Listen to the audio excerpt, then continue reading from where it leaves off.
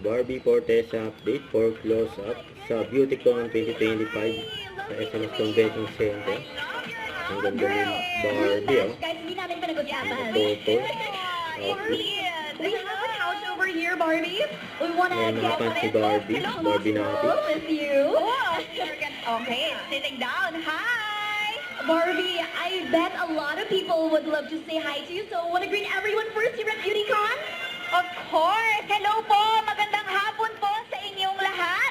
Ayan na naman. O, nakikita mo ba? Ayan ang ating mga kaibigan from Barbie natin. Diba? Hello po! Magandang hapon! Happy shopping! Sana po lahat kayo ay nag-e-enjoy. Oh, diba? Parang bahay lang. Welcome at home. Mag-enjoy lang kayo dyan. Correct. Habang nagchichika kami dito, guys. Yes. Because right now, I wanna take my time. Gusto kita mas makilala because, Barbie, we see you everywhere. Tagal-tagal na. And finally, I'm sharing a couch with you. I will take this time to ask, what does it feel like being part of the Close Up family? And of course, to be representing Close Up right now. I think, it comes in a full circle. Kasi kami talaga ng family ko, taga Binyan Laguna pa lang kami. Close-up consumer na talaga kami. Yun talaga yung binibili namin. Kaya. Kasi masarap. Siyempre ako, ever since bata ako, ang hanap talaga namin yung masarap na toothpaste, diba? So, tumatagal ako mag-toothbrush just because I love the taste. And now, to represent the brand, for the brand to entrust me to represent their brand, I'm so grateful, and I'm so happy to be here. I can't wait to talk more about Close Up White now. For sure. Kaya I'm so happy to be here. Hello everyone. Alam mo, tama yung sinabi mo sa taste, because that right the experience talaga. Oo, yung Akala mo. Tsaka ako kasi every morning talaga, nagtutoothbrush ako agad kasi yun yung Take pampagising ko. Hindi na pampagising, kaya ka din naman very fresh and moving Yes, every very time. refreshing. Parang I'm about to start my day and it's already good. Right! Diba? And speaking of smiles, ever since you entered the stage, all of the people right here instantly grabbed all of the people's attention. Siyempre, I bet all of our Gen Z friends, lalong-lalo na, can relate that this is the era of expressing yourself, expressing That is confidence. true. Diba, Barbie? I'm sure with you and all the cameras watching you, parang beauty nowadays, parang hindi lang all about the dress that you wear. It's not just the makeup, but feeling great from within. Yes. So lalong-lalo na, we're talking about smiles. Barbie, sino bang nagpapasmile sa'yo recently? Meron ba? Marami. Oh, iko-close up bigla. Sino bang nagpapasmile sa'yo?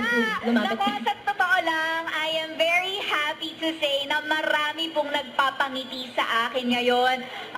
Number one being my work, you know, having done this job for 16 years and I'm still here. I'm so happy and grateful. Maraming salamat. Dumadami aking mga kaibigan sa Barbinatics as year goes by. Kaya talagang sobrang saya ko, ang pamilya ko, ang mga kaibigan ko, and most especially myself, of course. Ang laking inspirasyon ang naibibigay sa akin ng sarili ko ever since the beginning of this year, most especially. Kasi parang ang daming firsts. There were a lot of firsts. And so parang every time na na-overwhelm ako sa isang experience, parang I always catch myself smiling talaga, na parang hindi ko talaga makontrol, na ang saya-saya ko, grabe yung ngiti ko. Oh yeah, it really hits talaga. So, ang daming reasons, ang daming mga tao na nagpapangiti sa akin ngayon. Kayo pala yun eh. Kayo talaga. Sila pala yun. But you know what, Barbie? Because itong napakaraming tao na ito look up to you, yeah, for sure. not only because nasa stage tayo, but syempre because you're also oozing with confidence. And alam mo, in this era of social media, a lot of people, lalo na the young ladies, when they smile, mga closed lips yung smile, parang Mga ganyan. peers, yan, mga parang- peers. Mga ganun lang. Correct, ano, Yes.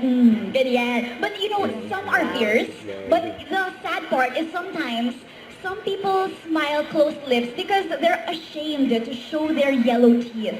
So, I want siguro to hear, Barbie, words from you that can help them overcome this fear of being shy, para mas maging confident sila to smile with their teeth showing. What can you say about that? Mga advice to these young girls? Sa totoo lang po, having yellow and dull teeth is very normal. Normalize Oo, it. katulad ko ngayon. Honestly, kakakape ko lang, guys. Pero Okay, alam nyo, bye-bye. lahat po yan, kayo lang ang nakakapansin.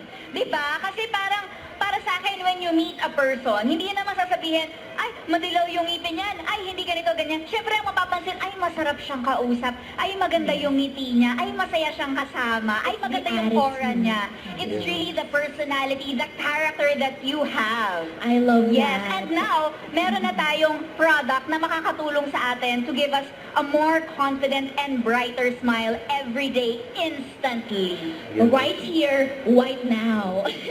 Ang ganda ng sinabi mo, no? Sometimes there are things na tayo lang talaga nakaka-notice. Oo. But of course, syempre, effortan din natin. If we Yes. feel siguro hindi tayo as confident, effortan din natin. Let's do our daily brushing of teeth like Yes, hygiene. I mean, wala namang masama kung meron tayong gustong i-improve sa ating mga sarili, pero let's not be too hard on ourselves. So guys, Yes, start the Doon. day positively. Yun. that is a key takeaway from Miss Barbie. Start from within and start at the start of the day. Oo. Oo. Diba? So Barbie, at the start Don't forget to subscribe, click the notification bell for more update. This is With Your Reaction Vlog. Stay tuned for more videos. See ya.